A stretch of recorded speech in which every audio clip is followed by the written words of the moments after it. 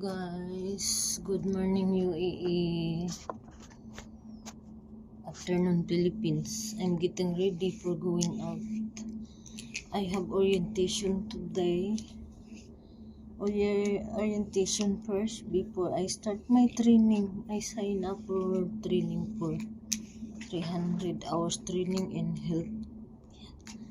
healthcare job. I hope and pray that what I can learn in the training is I can use it in my own life to level up my skills in my career.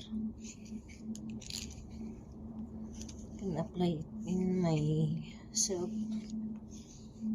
I hope it can help me grow and improve my life.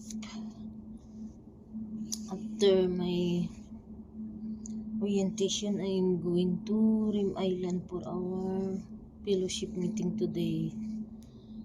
Our fellowship meeting today is in Rim Island, the house of our leader in ushering ministry at Tilisa's house.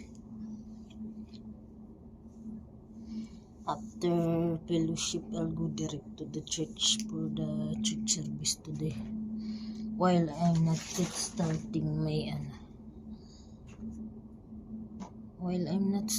with my training, I still have time to volunteer in our church.